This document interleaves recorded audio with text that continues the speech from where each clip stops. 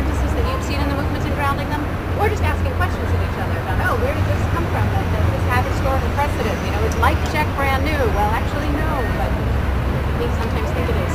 So that kind of conversation is what we're thinking. Yeah, well, the subtitle is The Secret Rendezvous. This is Dario, Azzellini. It's relating to Walter Benjamin, a philosopher, who said that every movement for change is like a secret rendezvous with the past. And that's why also why we're telling this stories and history, because obviously nobody is telling us, or rarely, because like the media have no interest in people knowing the history of resistance of their own country and nor of the rest of the world. But I think at the same time, especially like if we have, like if things happen like they happened with Occupy, that it's not that big in the media anymore. I think it's important to know how historically struggles had their up and downs, or how they changed, how they suddenly are not in the media, but they're much more in the neighborhood. Like Occupy today might be less in the media, but it's 100 times more all over the country and in the neighborhoods than it was a year ago. So I think it's important for us in the movements to recuperate this history and all these examples, also because it makes us not feel alone and crazy, because we're not like just some lunatics that tried something and maybe it didn't work like the media wants us to believe, and that's it. No, these things have been tried all over the world, all the time and again, sometimes with more success, sometimes with less success, but always giving us more experience that are like the fundamental and necessary thing to build a different world. So that's why we think it was very important to try to contribute with a little booklet to conceptualize these experiences in history. The practices and words we analyzed and we brought here with like stories and examples from somewhere else in the book are horizontalism, popular power, assemblies and encuentros, recuperate, protagonism and social protagonism, effective and trust-based construction, when Marina just gave this example, autogestión or autogestion, autonomy, then the todos somos, we are all, that is a sentence that has come up again and again in all movements, then the idea of movement question of territory and space, Mayday, politics of walking and process. So these are the examples, and I think that maybe one interesting one is the question of autonomy, because in many movements we always refer to autonomy. There are sometimes very different ideas. What is autonomy? Some people say, okay, we don't have to do nothing with anybody, and then it's autonomy. No, that's not. We think it's not necessarily autonomy. I think that autonomy is the capacity to have your own debates and discussions and take your own decisions and conclusions, but it doesn't mean that you don't have to do with anybody, that you don't relate to others. And this question comes up since there is an asymmetry of power, especially with the question of institutions or the state. When are we autonomous from institutions or in the state, and when are we not, or the movements are not? How, to what extent is there any contact, cooperation, collaboration, or not, etc.? And I think that this is an interesting question, because the state is there, even if we try as hard as we want to ignore it. It's a factical power, and it has a lot of power. So we obviously won't go, we say we don't have anything to do with the state, but we effectively have always, because when the police says they will evict the park or whatever, we usually go away, because we know we're not in a relation of forces where we can just resist or say we don't care because we don't have nothing to do with the state and we're autonomous. So the question is not if, to what extent we have to do something to do, but to what extent can we control the relationship we have, and how can we discuss and set up our own agenda. And I think that's the most important one, to see that it's not the state taking the agenda. We one very interesting example is very it's in Mexico, southern region, very worst region of Mexico. That's the example we use in the book. And people organized like before 1992 in the region against the 500 years of supposed discovery of the Americas. So they organized in a coalition of indigenous, black and peasants resistance. Out of this coordination, since they had huge problems in their region with crime on one hand, but with the police on the other hand, because the police was not really effectively doing anything. And at the same time, they had the experience that even if the police was doing something, when people like that had assaulted cooperatives or whatever were jailed, the system was not changing them, but was changing their life for worse. So they hated communities even more when they got out of prison, or it created a lot of problems for the families. So these indigenous communities started to coordinate to set up their own autonomous police force, and from that on build an autonomous and their own structure for judiciary structure. So they have a very interesting model they developed, like they decide about smaller crimes in the community assembly and about bigger ones in a regional assembly, and they set up a police force where all police officers are elected by the communities, serve just a certain times, don't get money, but their families are supported, but they don't get any money because it's some kind of duty they're doing for the communities, and they have to serve the communities. So for little crimes, for example, people that are in prison are usually passing the night in prison. During the day, they work on collective projects of the communities, like building schools or whatever collective work there is. And on Sunday, they have family visits. Every 2 weeks, they change and are brought to a different community, so that again they start working collectively with other people from another community. And every community writes a report every 2 weeks how the experience with this person was. So that they might be based on the reports, be released earlier than what they have been condemned to. It's interesting because like people that are from the region are automatically submitted to this judiciary system. People that are not have the choice if they want to be handed over to the Mexican judicial system or be judged by this community system. All of them choose the community system because the Mexican system is like worse than ever you can imagine. But it's interesting that all of the people that have been condemned up to now that are from other regions, after they served their time, chose to stay in the communities because they already knew everybody. They asked for a piece of land to work on, and in effect, by managing this thing the way they do, people had the chance to see how these former criminals, trespassers, whatever, have changed and became part of the community, and that's really like making up new options also for them. So I think it's a great example both in kind of why we did this book and making suggestions so that in our movements, when we think about, for example, we're autonomous. Okay, and we mean that, but then what else, where do those meanings come from? Not necessarily that we have to mean it the way other movements have, but learning from history to help give more meaning to what we're doing. And this example in particular, those of us I think who participated in Occupy in large plazas around the country, it definitely strikes a chord with, resolving conflicts, adjudication, that kind of thing. How do we solve that within our movements? But there's so many millions of possibilities, so I think we should just open it up for our conversation and thinking about some of our practices, some of the languages we use and or words we use, and what histories might come with those. I have a question. I've heard a lot of people in Occupy say, I'm bottom lining this. And whenever I hear the term bottom lining, it strikes me as a corporate term. And I recall but maybe people know why it's being used now.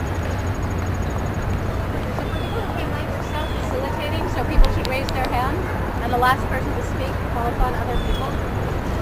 So we kind of all and pay attention to how many times people have spoken. And from my experience, it's actually better facilitated usually than with actually a facilitation team, because people are looking around at each other constantly. So you call on the next person who raises their hand in response.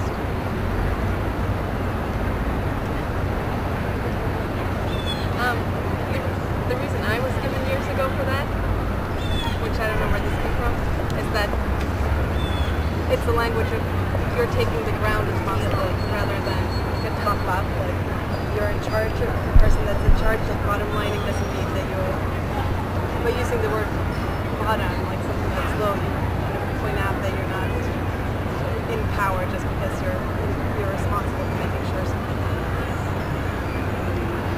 It sounds like a misappropriation of a term for business. Could you speak louder? It sounds like a misappropriation or an appropriation of a term from business or finance, where bottom line is, you take responsibility for everything, or the bottom line is what finances dictate. It sounds like using it in a different way to the idea of bottom in a sense. And also I find one problem I found in WS people is they really many people of a certain generation don't take responsibility for what they do, so if you want to discuss what went on and you know they were involved, or pretending nothing about it, making sure they're lying. So I find this talk about bottom lining something in the sense of responsibility kind of irritating because it lets people not willing to take responsibility, or being unwilling to discuss something that ought to be discussed. I think people have the right to redefine terms, and basically that's what we're saying. We're redefining terms and giving them the meaning that we understand to be the meaning to be. Now, microappropriation has to do with the internalization of language that has to do with the colonialization process in our continent. And I think we, people in general, we don't talk about it enough. Because a lot of the actions that we take, a lot of the things that we say usually are derived from some kind of political hierarchy or racial hierarchy, language, culture, everything that affects us all. So I think we really need to talk about that. Yeah, I got my time now. I hadn't raised my hand, but I have thoughts. And you don't have to answer. If someone does point to you and you didn't raise your hand, it's not. I was thinking along two tracks. The first is the notion of reappropriation is really interesting. I mean, my understanding of bottom line always meant I'm just going to take responsibility for this, and it's going to be on me if it doesn't happen. And that's like, I mean, that's not really the way it's used in corporate situations. And the term that people reappropriate that freaks me out is comrade. Because it just, I mean, it's like, are you aligning with a Stalinist, Maoist program? Or are you, like, calling me your comrade because we're doing something together? Or, like, it's a really loaded term, and it's hard for me to sort of not feel the baggage from it. The other sort of reappropriation or misappropriation angle that I've been thinking about since I sat down was how startup culture really has, and like corporate culture in general, puts sucks in a lot of language about related to autonomy and related to things that like our values, and they've sort of turned it into a sort of kind of extreme libertarian, like you can buy whatever you want and that's freedom kind of perspective, and that's an interesting angle. And another angle is inside of that, especially inside of like software development, there are a lot of practices that really have a lot to do with sharing and communalism. So the idea of like open source, the idea of like hackathons, like those things come out of an engineering culture that initially started, that was sort of built around solving problems towards monetizable ends, but lots of stuff gets invented, and that system gets used in a lot of ways that that serve general community. Like right now, like no one knows what Facebook's value proposition actually is. So I think it's interesting that there are these situations where capitalism sort of adopts an alternative value structure for a while, and then they pull the rug out from under it when they figure out how to make money out of it.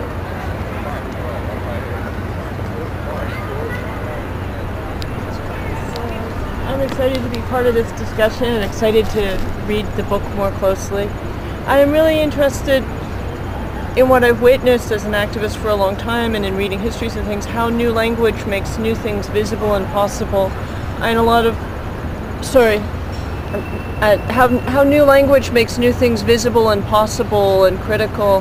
And words like environment and ecology were not in general usage 50 years ago, and let alone downstream and bioaccumulate and things. And domestic violence, sexual harassment, date rape, these were all words feminists had to invent to describe a reality. And once you described it, and I'm really curious to hear from people ways in which they experience Occupy redefining language or terms or things like that. Because part of what was so exciting for me about Occupy was not only bringing people into language to tell their stories who'd become invisible and been silenced by shame, by the fact that nobody was listening, but also the way that a lot of things got redefined. And I loved We Are the 99% because there was always this infighting about who's bourgeois and middle class, which was like, and mostly what got called middle class was people who are workers, but white collar workers, and it was just like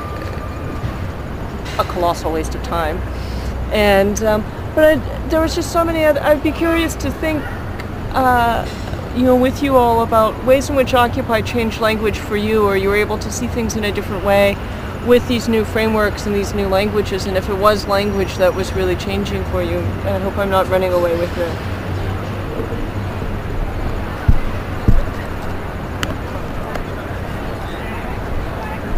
That's a very good. Oh wait, I get to pick somebody. No, tag, you're it. Okay, language is a very important issue for Occupy, I think, because it's sort of a living thing with our life and praxis always, and it changes meaning. It could become stale a little bit, and also no word is perfect, so always there's a problem. For instance, I used to love the language Occupy so much in the beginning, but now I'm not so sure. It's a lot of nuance attached to it, and every movement, every campaign use the language of Occupy, and I feel a little bit too much now. But I don't know any other new thing. And also one thing I want to point out is that language occupation has a lot of different meanings in different parts of the world. For instance, the lands that occupied, especially by United States, the people feel the language is a little bit questionable. That's I encountered in Korea, Japan, and maybe natives in different parts of the world. But of course, the Occupy language in New York has its own history. So I try to explain it. But so I don't know what you think about the language of Occupy. It could be something else, or it should be continuously using. That's okay. I mean, it's more like nobody's deciding it. But I want to know how you guys feel.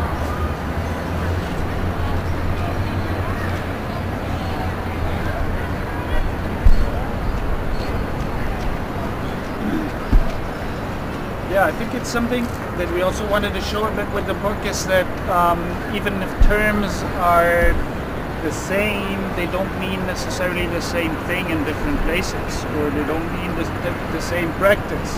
And I think that's wonderful, because it's part of the rich experience that struggles have, that they're different and not all over the same. So it's not about a homogenization that we have to always talk like to have the same words for the same things, but we have to recognize that they can mean totally different things in different contexts. And especially Occupy, yeah. If you say Occupy Iraq, Occupy Afghanistan, Occupy Somalia, I don't think it's a good idea. I'm part of the network in Germany that is called the Interventionist Left. When they made up the name, I was against the name because in German, the idea is that it's not a left preaching, but it's a left intervening into social conflicts.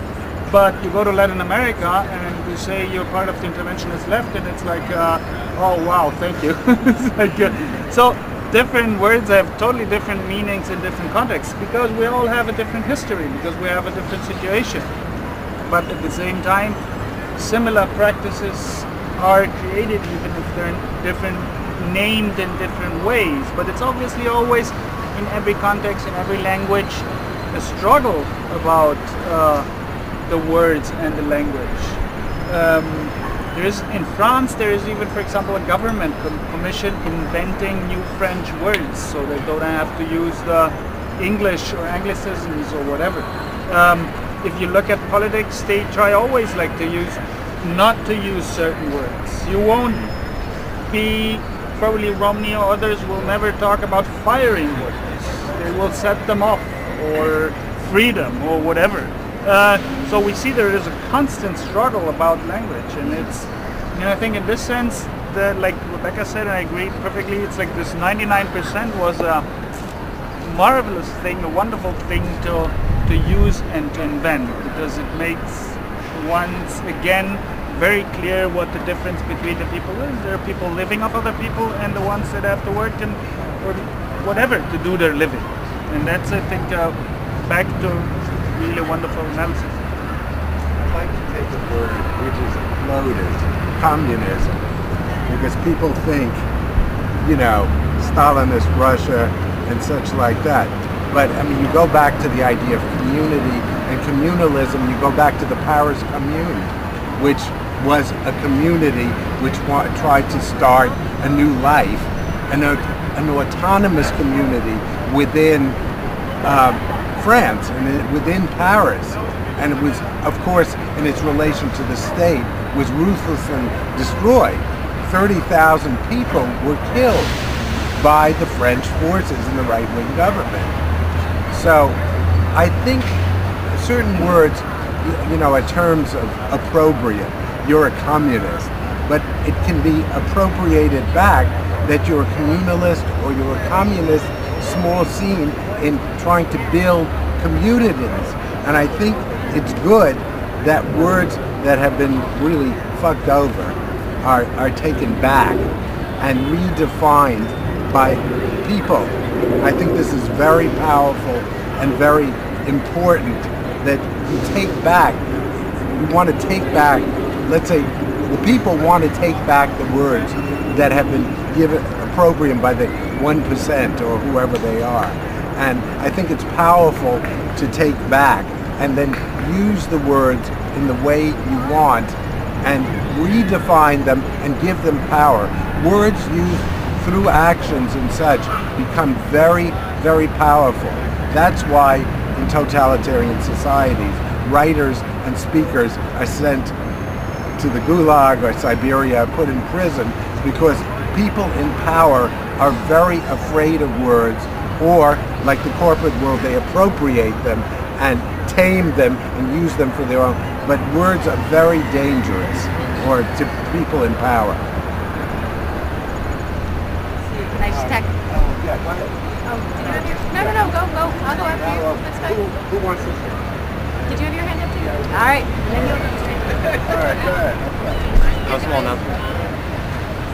small announcement. It is an announcement.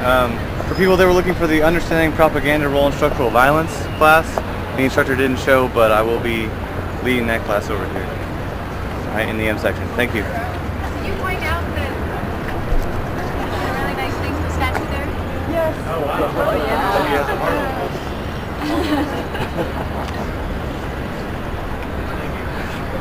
So, kind of to add on to that, and then maybe Somebody put add a- another complication into our conversation. A red It makes square sense on to the talk about statue language here. and practices. So to talk about communism can mean one thing, but then if you really describe a practice or an experience, then it's a different kind of meaning. Comrade, I would love to have that conversation too, because I'm really kind of conflictual about how I'm feeling about that. But the tricky thing and why it is so important to the ground takes practice among these words. I'm Bud. There's also like I've experienced of this a bit on our Spokes Council of the Collectivist Party. and therefore We're here implying in Madison Square Park in New York City. So whether that's like This is September the 21st, Friday. and you're looking at the person and you're like, your 2012. behavior is so not feminist, but the person We are who said here that they've at declared an it's event like marking with territory, Marina it's Sitrin like, and Dario Azzellini, a lot, who have publications, so to say that it's and this is just a general event necessarily for people who want to be involved conversations about the practice in different ways with maybe we shouldn't call it collectivization of their society. occupy practice. Occupy language, but language is really provocative. So that's, but to add that other complication into the conversation about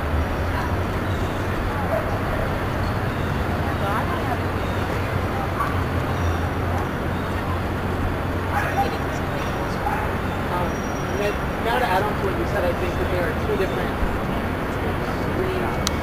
There's how a word is used and like where practices come from. Like you can talk about the genealogy of a practice or a tactic or something. Like sometimes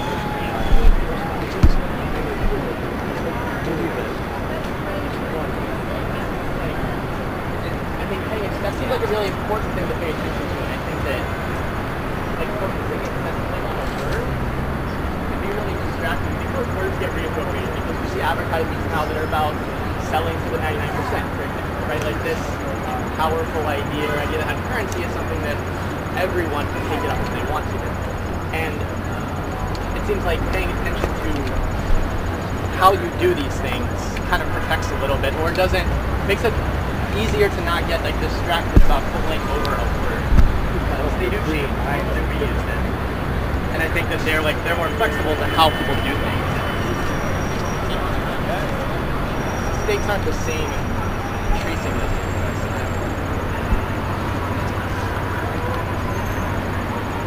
I just wanted to give an example of a word that is used so widely, and it means so many, a word that is used so widely and it means so many things for different people, and it's about democracy. And the incredibly great difference between representative democracy as we have understood it so far and what is being spoke about much more now, which is participatory democracy. I think that's something really worth discussing.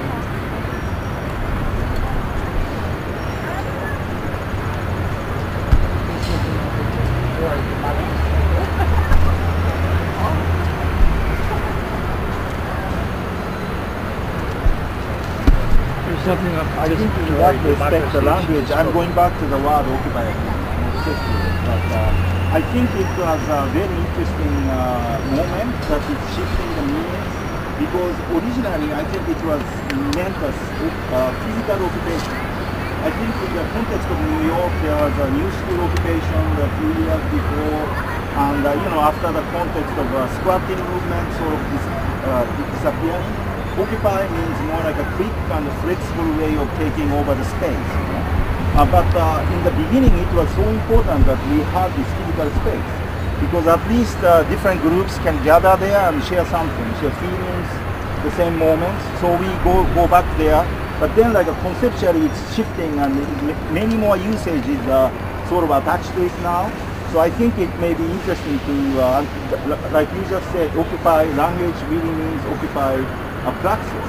Occupy praxis means seems very interesting idea. Like sort of reconsider practice, or I don't know, whatever. But it's like this. What the implications attached to the language occupy or concept of occupy is in the moment of transformation, and it would be very interesting to analyze this.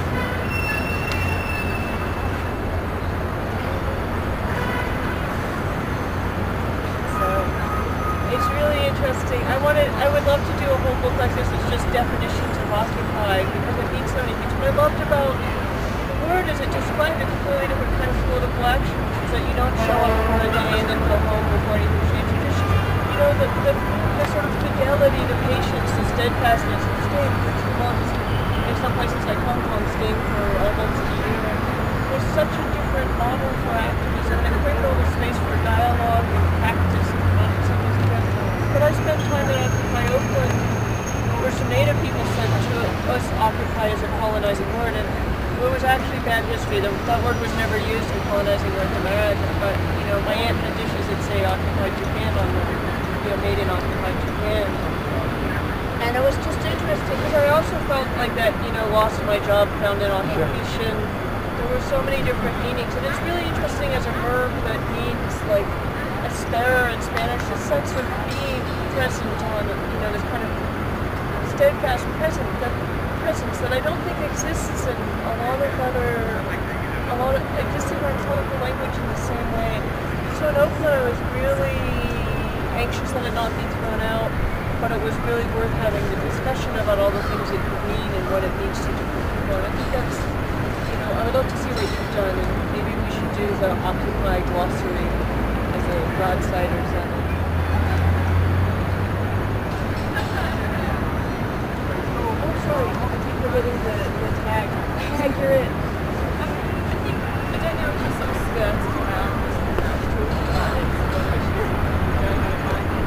but maybe if we're trying to relate to praxis, then trying to come up with definitions is never something that can work because it's constantly evolving with our practice. So for example, occupy isn't necessarily, you're just occupying the same space and you're not moving outwards and you're not contesting things. It's not necessarily a radical step after a certain amount of time. So maybe you have to move to transformation or trying to change things as well. So perhaps just trying to define terms set them down isn't necessarily useful, because if it's based on praxis, what we're doing is constantly changing as well. So these meanings and understandings change the word. So it's about how that doesn't get reappropriated and how we can continue to make it relevant to the way that we operate. I don't know if that speaks to anyone else.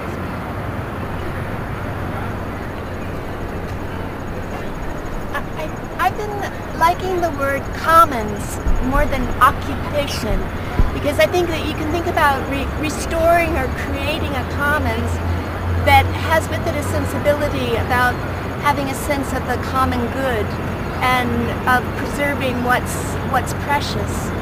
Occupation seems to me to have this bad history that doesn't really point us definitively in the direction of creating a space that is one that can really sustain us.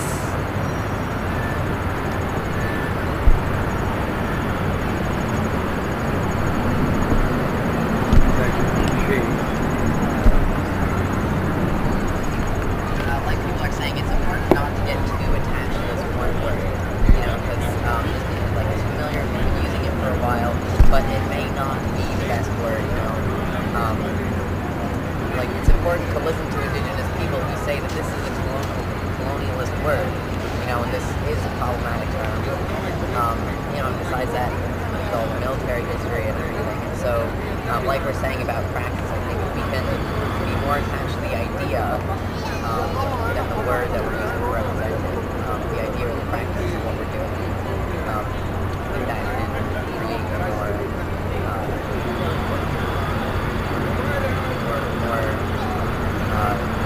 honest.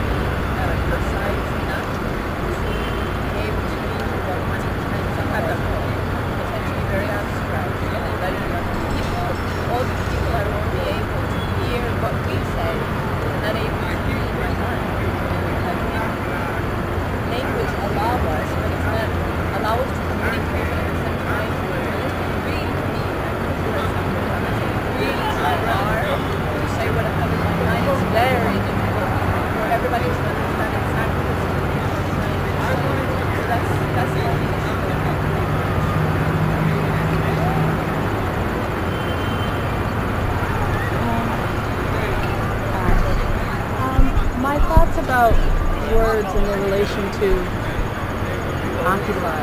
For me, words are tied up in the deeds. And I think we spend a lot of time looking really closely at the word and not the deed. And I think that's more important in the end. We see advertising all the time that claims to revolutionize a lot of things, and yet we know it's just another way to sell us something. So I think the word and the deed have to be combined when looking for a context in which to place it. And if we spend a lot of time just worrying over the word, then maybe we won't get to the deed, you know? So.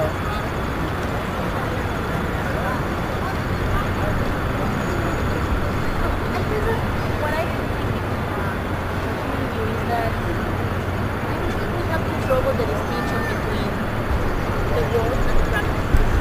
Because it seems to me that words have a history, right? So there's like a limit interpretation that we can have on a word, and there's a limit in the kind of reappropriation that we can make with words. So, for example, what you were saying about feminism, it seems to me that you only start having people calling themselves feminists, people that you could question why are they calling themselves like that, when feminism becomes something that is, consumable. When we have in the World Bank a section, gender, whatever, like not always someone will be interested in calling herself or himself sometimes a feminist, right? So it seems to me that it also has to do with, the reappropriation has to do also with the story of the world. So in the case of Occupy and the language around Occupy Wall Street, I frequently see what you were saying, that in magazines, for example, in this magazine New York, they have a calendar of events for the year in the city. So all the stuff is about consuming, right? And then they have the Free University, right, included in the calendar with everything else. So and it says something like, we want a week of revolutionary action, these guys are coming back, look for them in the park, something like that. So what I wonder is if there is something in the vocabulary of Occupy and in the practice of Occupy that make it reappropriate. You see? If there's something in the thing itself that allows it to be taken back.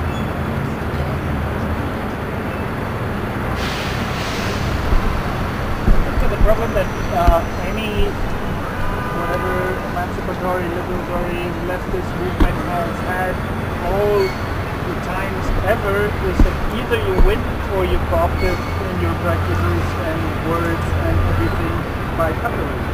It's like, look at the whole 60s. It has been like the whole political side has been tossed out and it has been like reappropriated by capitalism in several cultural features. And it's always modernized. Because obviously, like progressive, emancipatory, etc. movements are based on needs that people have.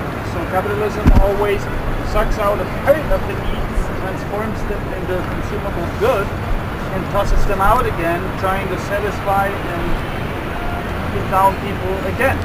And certain elements have been central in the modernization of capitalism, things that leftist movements have created during the last 50 years. So we will always face the problem that if we don't win, then we contribute to modernization of the system, because that's how the system works. But I think it's also on different levels, because and it's not always just our decision if we can really influence on a word or how a word is understood or not. I like the example of democracy.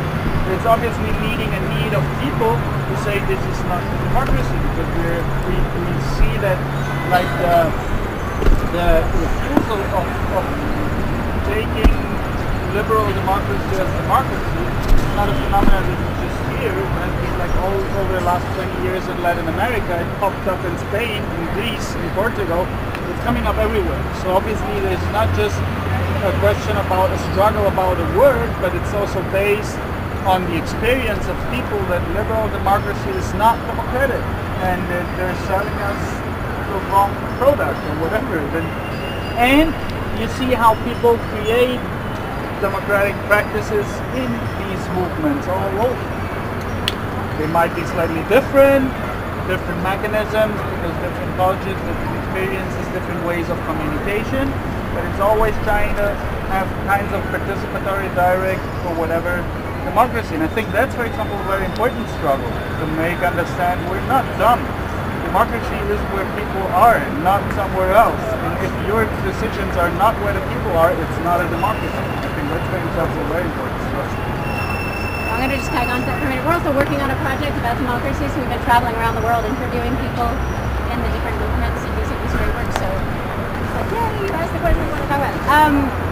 And it is really, I mean, there's a lot of things to say about it. One, I think that it's really interesting is that some people in Greece, so a lot of people would say, oh, you know, Greece, the birthplace of democracy. Well, a lot of people in the autonomous movements now are not convinced that they should use the framework of democracy or direct democracy to talk about the new practices, even if they're not totally new practices, but that framework is maybe too old, too stale. You know, that throughout, there's so many generations of struggle, and you can look to so many movements, whether it's the feminist movement, the civil rights movement, you know, the Students for Democratic Society, just in the U.S., where fighting for and creating a different kind of democracy was at the heart of a lot of these movements, the anti-nuke movement. And yet, the language of democracy gets taken back again by liberal democracy, meaning representation, not meaning participation. So I think it is also a question, you know, that some language is really important to recuperate. And is there a time where maybe sometimes we say like, okay, this is a losing battle to call ourselves, you know, we're the real democracy, they're not democratic. But I'm really posing that as an honest question. Some of the Greeks were saying to me, well, why? Why is your whole book about democracy? Can't you just call it self-administration?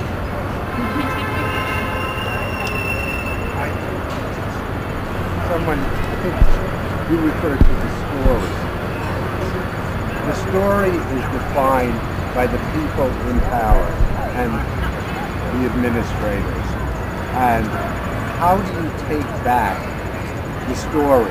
I mean, Howard Zinn wrote A People's History of the United States, but how do you take back the story of movements, of change and such, which is buried in the traditional histories that are taught in the schools and such?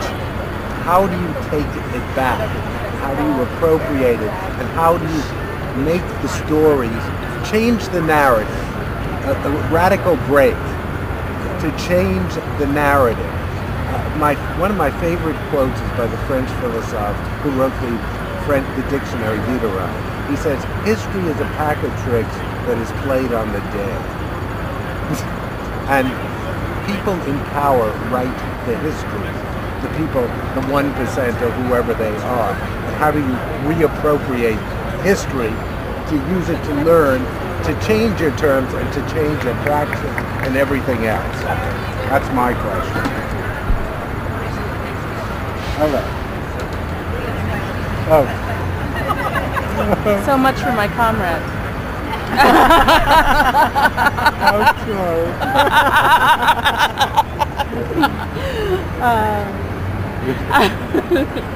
Anyway, I just want to say that, sort of off of your question, in reading title and responding or sort of thinking about what Spivak has to say regarding education, I think that's one tool. Also, I saw Rancière at Columbia University, and also the same thing came up was education. So I don't know, if you're just thinking about things, how do we create a more sort of horizontal plane? Maybe one way we can think about talking about creating spaces in which we understand what's going on, that we are administrating what's going on. Maybe that's a possibility in creating a different way of approaching the situation at hand.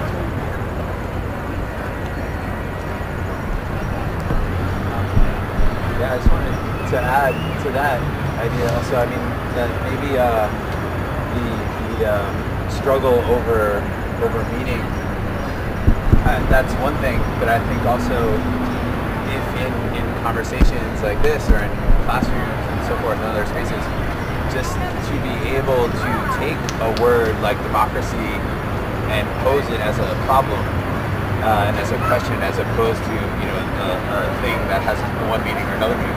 Just the act of taking it and being able to present it as a problem or a question and have it be approached that way in conversation, I think is a radical move in and of itself.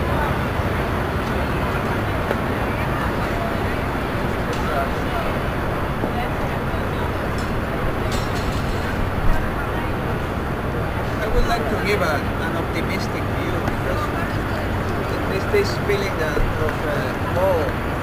if we create new terms, how are we going to avoid them to be co-opted or them taken by capitalist corporations and used to sell, I don't know, computers or deodorants or something. There's a book I read once, I don't remember the author, but it was called the appropriation of the cool, and that book talks a little bit about how Apple, the company, took many features of the 60s liberatory discourse of social movements here in the States and appropriate them to sell computers. It's one example that the book brings. But I think in this movement, in this situation, happened a little bit the opposite. There was the movement, Occupy Wall Street and social movements all around the world took tools from, for instance, publicity or advertisement in order to reappropriate them and use for our own cause. I believe in our ability to use the weapons of our enemy for our own purposes. Left. So maybe as a kind of wrap up, something that we've done a few times in some of the discussions I've been a part of here is to just go around and each person who wants to says either like a question that's come up for you that you want to share, or just a word or a few words, a phrase that's kind of stuck with you or you want to share with other people, and then we each just do that to close. But before that, who wants to talk more or listen more about things about the book? We're gonna do a presentation tonight at 7:30 at 16 Beaver, which is located at 16 Beaver near Bowling Green, and there we will have a bit more time to talk and also for this debate later on. So you're all invited to be there. Okay. So who wants to start? Shall I start? I like what you said. Language is a weapon that we have to take back from the enemy. That's what I like. Language can make things strange. I have a question. How can we use language to grow the movement?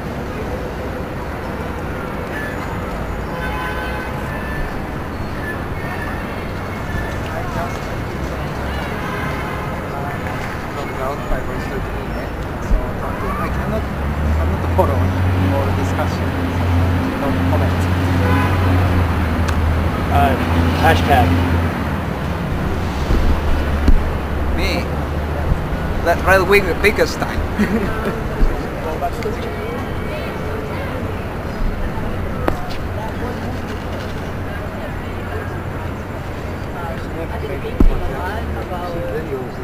What said you said that the actions were. I think we will redefine what we need to do with our actions. So we have to start acting.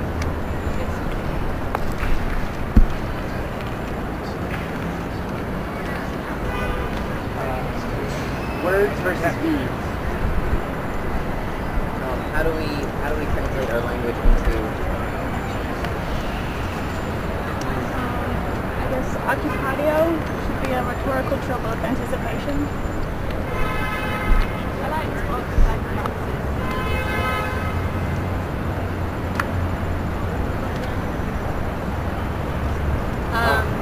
The distinction between democracy and administration. I thought that's really important.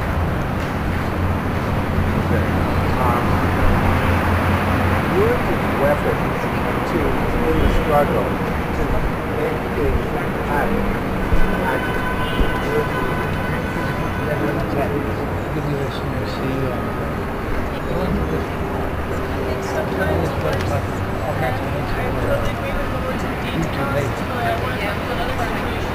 We're only by naming what's never been named, whether it's a crime or a possibility or something that we have in common, do we make this any possible change possible.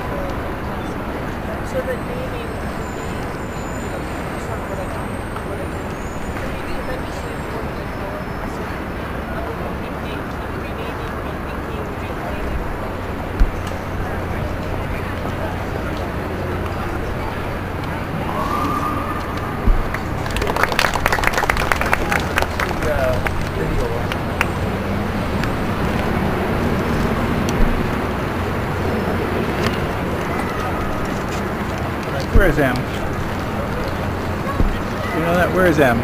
What's that? M. Yeah, I don't know. Where are we now? Thank you.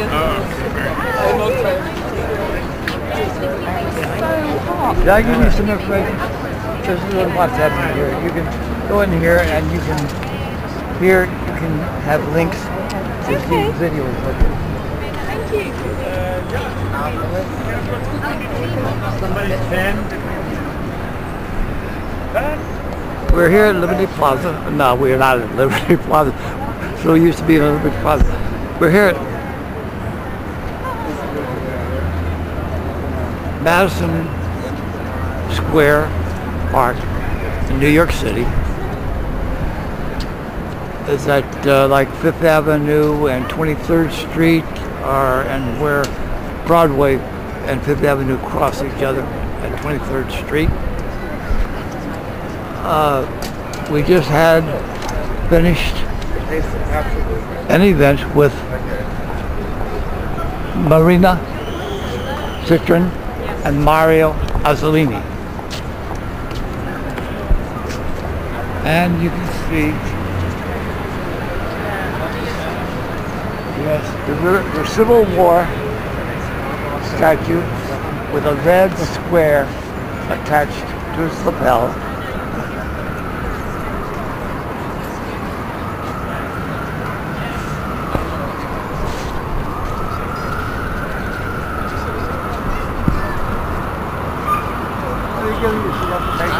Susan Letters newspaper, Morris's newspaper.